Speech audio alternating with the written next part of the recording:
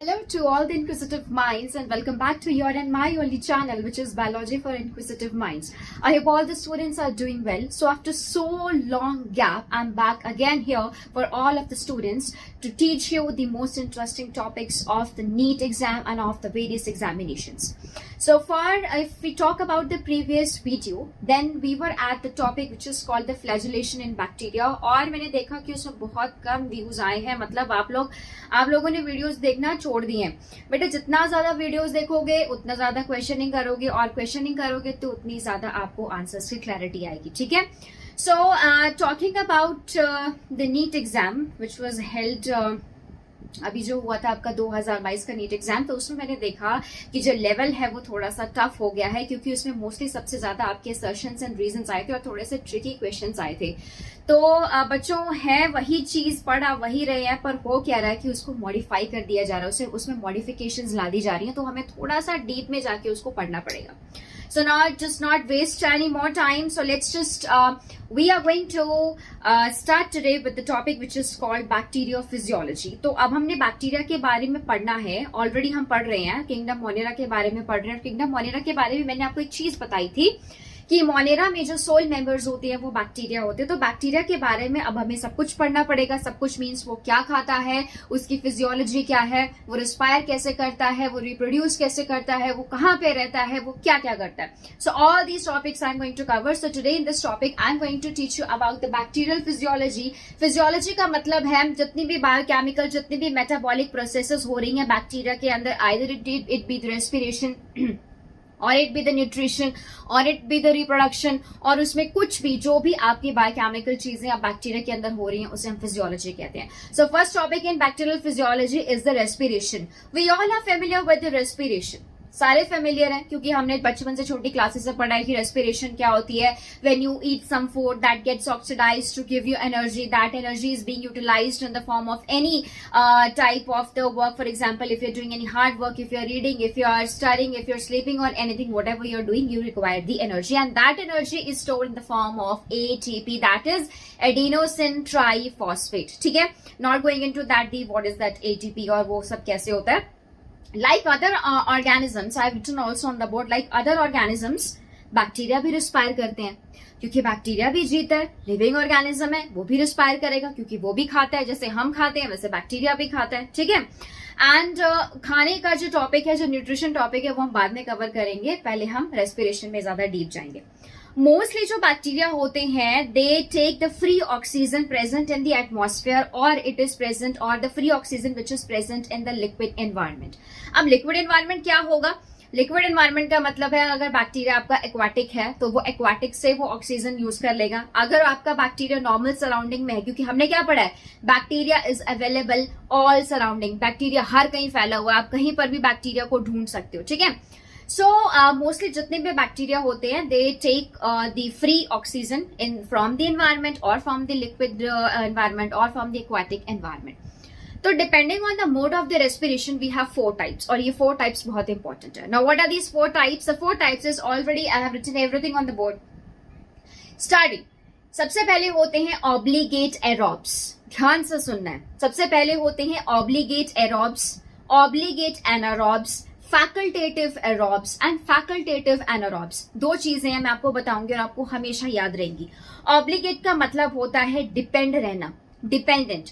अगर बैक्टीरिया एक चीज पे डिपेंड करता है, अगर बैक्टीरिया ऑक्सीजन पे डिपेंड करता है तो अब वो ऑक्सीजन के ऊपर ही अपनी रेस्पिरेशन करेगा. अगर आप उसे हटा के किसी और एनवायरनमेंट में रख देंगे जिसमें ऑक्सीजन नहीं है, वो रेस्पायर नहीं करेगा.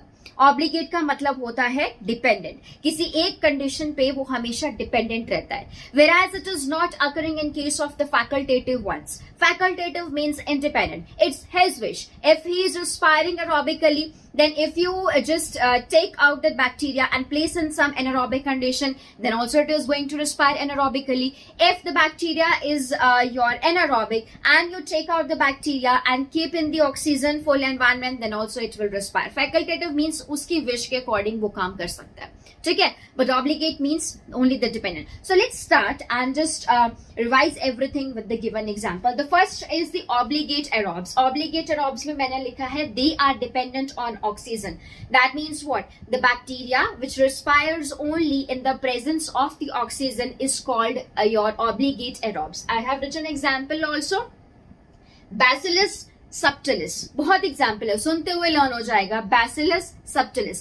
The Bacillus subtilis is a kind of bacteria which you can find in the soil or in the gastrointestinal tract of the ruminants. अब आप सोचेंगे ruminants क्या होते हैं? Ruminants वो होते हैं जिनके अंदर आपका stomach rumen present होता है. For example, in case of your cattle, जैसे आपके cow होते हैं, buffalo होते हैं, ठीक है. Second, obligate anaerobes. Obligate anaerobes, they only depend on the you can say non-oxygenic condition, मतलब जहां पर उसे ऑक्सीजन नहीं चाहिए, इन बैक्टीरिया को रिस्पायर करने के लिए ऑक्सीजन नहीं चाहिए. That means they only respires in the absence of the oxygen. If you are going to take these bacteria and put it in the condition where there is a presence of oxygen, they are going to get killed. They are going to get die. Example is Clostridium acetobutylicum. Clostridium acetobutylicum एक ऐसा bacteria है जो organic solvent बनाने में काम आता है. जब आप +2 में पढ़ते हैं ना द इम्पोर्टेंस ऑफ माइक्रोब्स, तब उसमें ये एग्जाम्पल आते हैं, ठीक है. अभी वो बहुत दूर है. Then coming to the next one which is your facultative aerobes. अब मैम ने क्या कहा था? मैम ने ये कहा था कि जो फैकल्टेटिव एरोब्स होते हैं दे कैन एक्चुअली स्विच. अब वो स्विच कैसे होंगे? जो फैकल्टेटिव एरोब्स होते हैं नॉर्मली वो एनारोब्स होते हैं. अब ये थोड़ा सा कंफ्यूजन वाला है. फैकल्टेटिव मतलब इंडिपेंडेंट. इंडिपेंडेंट एरोब्स है मतलब नॉर्मली वो बैक्टीरिया एनारोबिक कंडीशन के होंगे. नॉर्मली बैक्टीरिया वो कहाँ जी रहे हैं जहां पे ऑक्सीजन नहीं है, बट अगर आप उन्हें उठा के ऑक्सीजन वाली एनवायरमेंट में रख दोगे वो वहां पर स्विच हो जाएंगे. वो एरोबिकली आपकी रेस्पिरेशन करने स्टार्ट हो जाएंगे. So normally they are anaerobes, but if we keep them, if we put in the aerobic condition, then also they are going to respire. And the example is your Rhodobacter. Rhodobacter is actually the nitrogen fixation bacteria. We'll study it in the nitrogen fixation topic, but आपको ये याद रखना है कि जो Rhodobacter है वो एक nitrogen fixation bacteria है. Next आता है facultative anaerobes. Facultative anaerobes मतलब normally वो बैक्टीरिया जो है आपके एरोब्स हैं, बट वो कहाँ पे स्विच हो सकते हैं? उस एनवायरमेंट में स्विच हो सकते हैं जहां पे आपने ऑक्सीजन को बंद कर दिया है. नॉर्मली वो एरोबिकली रिस्पायर कर रहे होंगे ऑक्सीजन की प्रेजेंस में, पर जब आप उन्हें उठा के नॉन ऑक्सीजनिक एनवायरमेंट में रख देंगे वो तब भी रिस्पायर करेंगे. दैट मीन्स वो एक चीज पर डिपेंड नहीं है. They are not dependent on the oxygen. So the example is Clostridium tetani. Clostridium tetani is the causative agent of the disease called tetanus, which is very common and you all are familiar with this disease. ठीक है? So this was all about the respiration in bacteria. Let's continue with the nutrition in the bacteria. Okay. चलो जी, अब हम आते हैं कि bacterial की physiology के सेकेंड टॉपिक में, जो कि हमारा है न्यूट्रिशन. और न्यूट्रिशन का मतलब क्या है कि बैक्टीरिया खाता कैसे, मोड ऑफ न्यूट्रिशन. ठीक है, mode of taking the food, वो खाता कैसे. So, depending upon the nutrition, or we can say the mode of feeding, it can be of the various types. For example, it can be your autotrophic or it can be your heterotrophic. तो हम ये छोटी classes से पढ़ते आ रहे हैं कि autotrophic का मतलब क्या होता है. It's the preparation of the food by own self by taking the raw materials. ठीक है.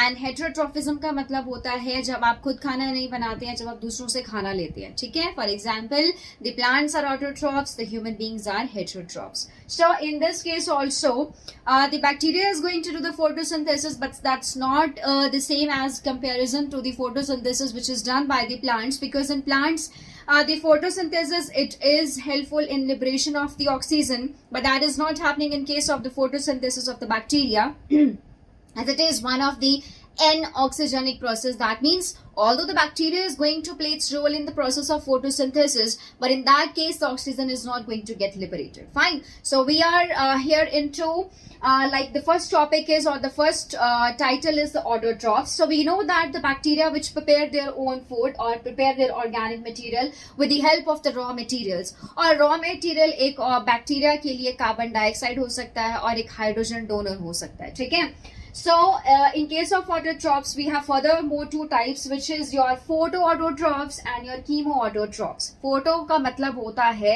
autotrophs तो हमें पता है कि the one who is going to prepare its own food. What is photo? Photo actually is a unit of the light. तो unit of the light मतलब in the presence of the radiation energy. ठीक है? And chemo जहाँ पर आ जाता है, that means there is some breakdown of the some chemical reaction is taking place, some breaking down of the your substances taking place in order to carry out the process of the photosynthesis. So in case of autotrophs, we have the raw material like carbon dioxide and hydrogen donor, and it happens in the presence of the radiation energy. So these are the photoautotrophs.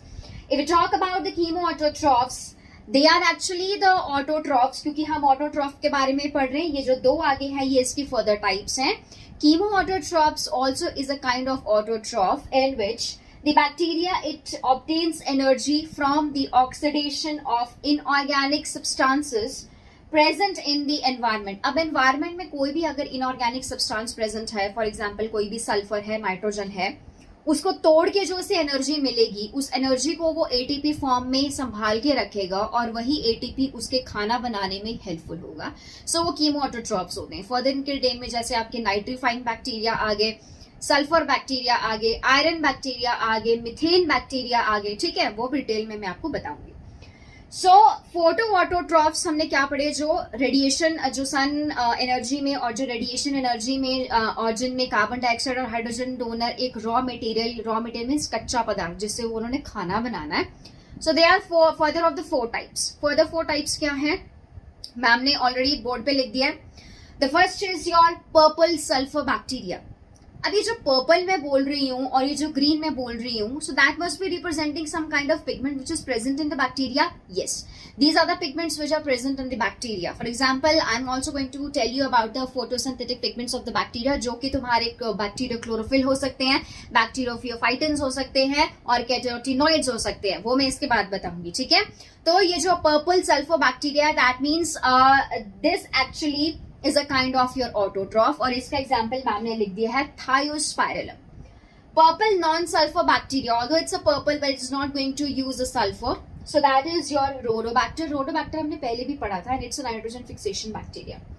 Green sulphur bacteria को हम Chlorobium उसका example learn कर सकते हैं, और green non sulphur bacteria हम क्लोरोनीमा उसका example learn कर सकते हैं. ठीक है, मोस्टली आप एक बात हमेशा याद रखेंगे बच्चों की, most of the photoautotrophs can be found in the deep bottom of the pond और the lake. Why? Because in that area we are not going to have much of the oxygen, so that means they are going to have the anaerobic condition.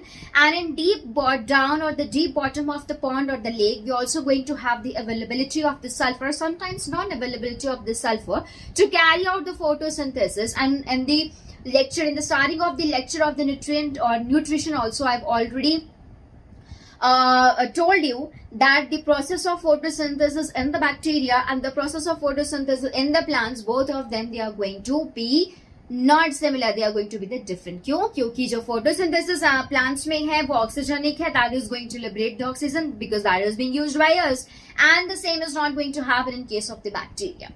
तो ये तो था आपका photo autotrophs, chemo autotrophs और autotrophs के बारे में. Just it was normal, ये एक छोटी सी समरी थी. कमिंग टू दी हेट्रोट्रॉफ्स, क्योंकि अब मैं थोड़ा थोड़ा सबके बारे में बता देती हूँ, फिर डीप में हम बाद में जाएंगे. हेट्रोट्रॉफ्स में जो आपके न्यूट्रिएंट्स होते हैं वो बैक्टीरिया बाहर से रॉ मटेरियल लेकर बनाता है या दूसरों से लेता है. It takes from the outside, it is not going to prepare its own food, rather it is going to take from the outside. So there are further of the three more types. The one is your symbiotic bacteria, the one is your saprotrophic, the one is your parasitism. हम सबको पता है कि symbiosis जो आपके जो bacteria होते हैं वो root nodules of leguminous plants में रहते हैं और वहां पे रह के वो आपका नाइट्रोजन को फिक्स करते हैं. उनको शेल्टर और खाने को मिल रहा है प्लांट से और वो बदले में प्लांट्स को क्या दे रहे हैं, nitrogen. ठीक है? So this was all about the journal of the nutrition and in the detail जो अंदर जाके मैं आपको सब कुछ बताऊंगी वो मैं नेक्स्ट वीडियो में बताऊंगी. ठीक है? So बहुत दिनों के बाद मैं वीडियो लेके आई हूँ बेटा, उसको जरूर देखना. Stay tuned with me and please keep messaging me कि मैम हमें ये वाला चैप्टर पढ़ना है. And also please do not forget to like also and to share. जितना ज्यादा शेयर करोगे मैम को उतना अच्छा लगेगा. लाइक करो, शेयर करो, कमेंट करो and the most important is to subscribe. Thank you all the students for watching the video and please subscribe to the channel which is Biology for Inquisitive Minds. Thank you all of you and God bless you.